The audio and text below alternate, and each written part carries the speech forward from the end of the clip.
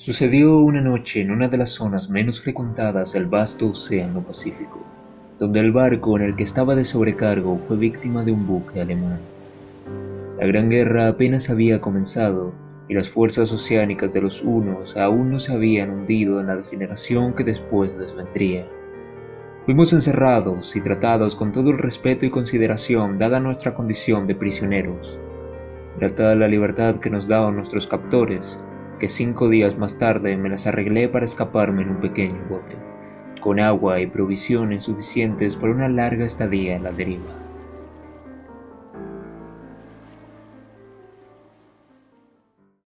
Cuando finalmente llegó el alba, tenía muy poca idea de cuál era mi situación.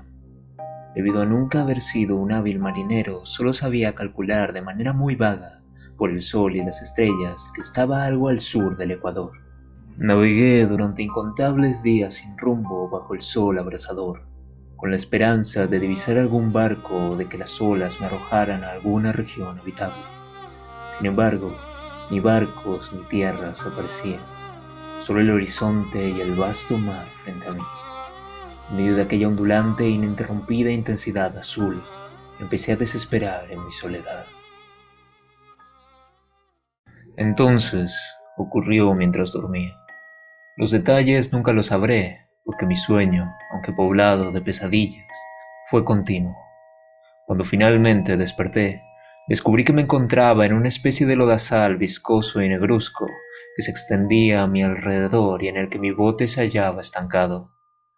Aunque cabe suponer que mi primera reacción fuera de perplejidad ante una transformación del paisaje tan prodigiosa e inesperada, en realidad sentí más horror que asombro, pues había en la atmósfera y en la superficie putrefacta una calidad siniestra que me heló el corazón. La zona estaba corrompida de peces descompuestos y otros animales menos identificables que se veían emerger en el cieno de la interminable llanura. Quizá no deba esperar transmitir con meras palabras la indecible repugnancia que puede reinar en el absoluto silencio y la estéril inmensidad. Llegué a la conclusión de que había ocurrido un cataclismo. Tras una inusual erupción volcánica submarina, el fondo oceánico había emergido en la superficie, sacando a la luz regiones que durante millones de años habían estado ocultas bajo insondables profundidades de agua. Tal era la extensión de aquella nueva tierra donde me encontraba, que no podía detectar el más mínimo rastro de mar. No importaba cuánto agudizara el oído, el flujo de las olas no se dejaba escuchar desde ningún lugar. Aquella noche dormí poco. Al día siguiente preparé mis provisiones para una búsqueda incierta del mar perdido en aquella desconocida tierra. El sol no mostraba misericordia. A medida que pasaba el día, el suelo perdía su viscosidad, haciendo más fácil el caminar sobre él. Durante todo el día caminé constantemente en dirección oeste, guiado por una lejana colina que descollaba por encima de las demás elevaciones del ondulado desierto. Acampé esa noche, y al día siguiente proseguí la marcha hacia la colina, aunque parecía escasamente más cerca que la primera vez que la descubrí. Al atardecer del cuarto día llegué a la base de la cumbre de dicha elevación, que resultó ser mucho más grande de lo que había visto. Cansado de caminar bajo el sol, decidí descansar en su sombra. Antes que la luna menguante hubiese subido por el este de la llanura, me desperté cubierto de un sudor frío, decidido a no dormir más. Las visiones que había tenido eran excesivas para soportarlas otra vez. A la luz de la luna comprendí lo imprudente que había sido al viajar de día. Me sentí de nuevo lo bastante fuerte como para acometer el ascenso que por la tarde no había sido capaz de emprender. Recogí mis cosas e inicié la subida a la cresta de la colina. Solo un poco más y llegaré a la cima, pensé. Ya he dicho que la ininterrumpida monotonía de la ondulada llanura era fuente de un vago horror para mí, pero creo que mi horror aumentó cuando llegué a lo largo del monte y vi, al otro lado, un inmenso cañón, cuya oscura concavidad aún no iluminaba la luna. Brotaba agua de las grietas en las laderas de aquel valle, fluyendo hacia un cuerpo de agua acumulada en el fondo. ¿Y qué es eso? De repente, me llamó la atención un objeto singular que había en la ladera opuesta, el cual brilló con un resplandor blanquecino al recibir los primeros rayos de la luna ascendente. Pronto me percaté que aquello que parecía una roca no presentaba un contorno ni estaba ubicado adecuadamente para ser considerado un trabajo de la naturaleza. Un examen más detenido me llenó de sensaciones imposibles de expresar.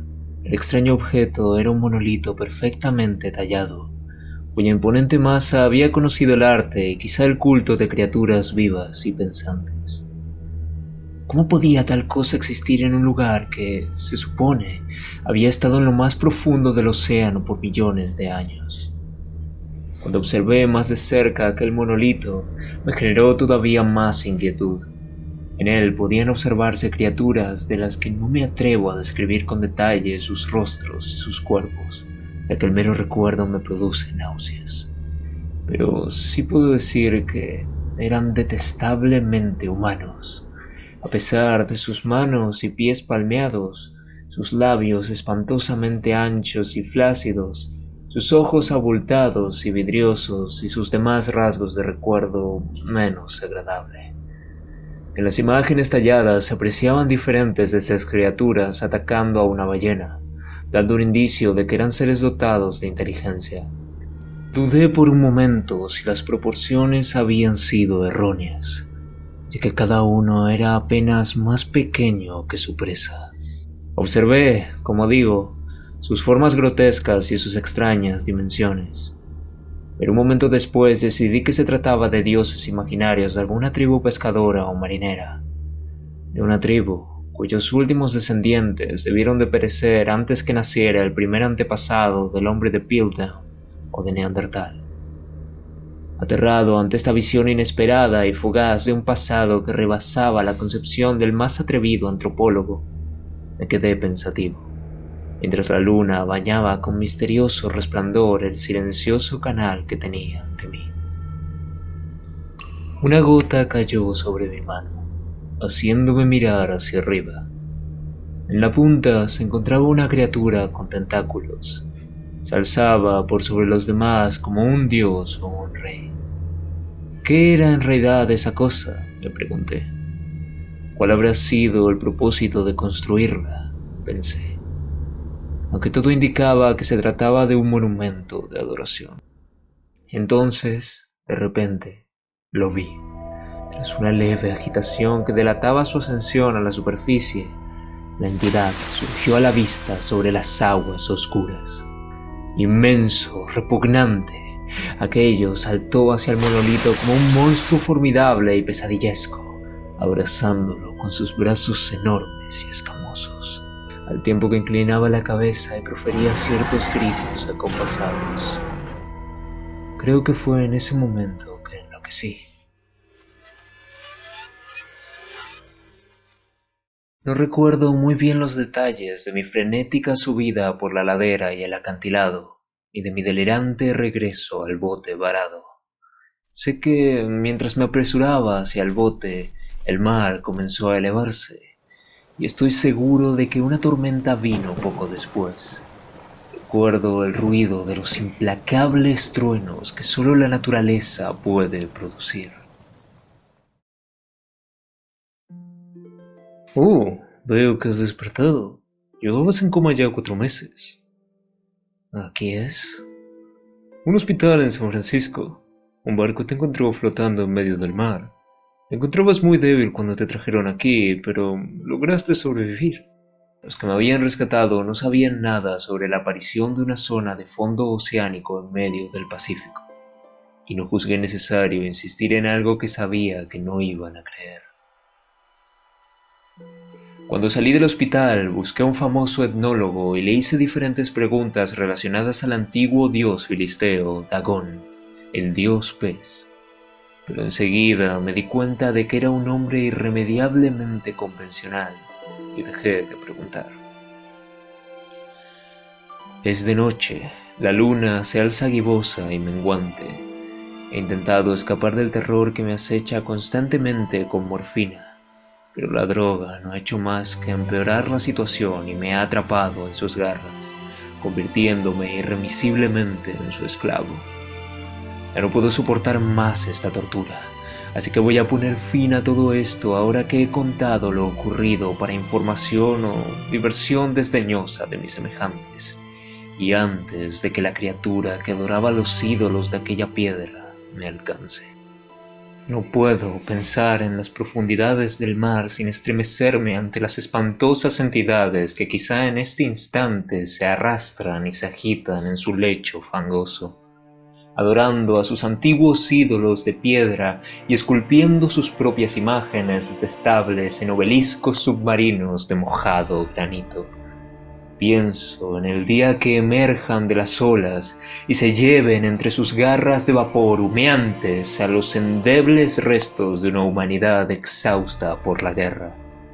En el día en que se hunda la tierra y emerja el fondo del océano en medio del universal pandemonio. Y todo será mi culpa. Puedo sentirlos, observándome por todos lados, especialmente cuando la luna está curvada y menguante. Terminaré con esto lanzándome por la ventana hacia la calle. Pronto este tormento acabará. Finalmente seré libre. Oigo ruidos contra la puerta, como si algún cuerpo viscoso e inmenso golpeara contra ella. No llegará a tiempo, no antes de que yo acabe con este sufrimiento a través de la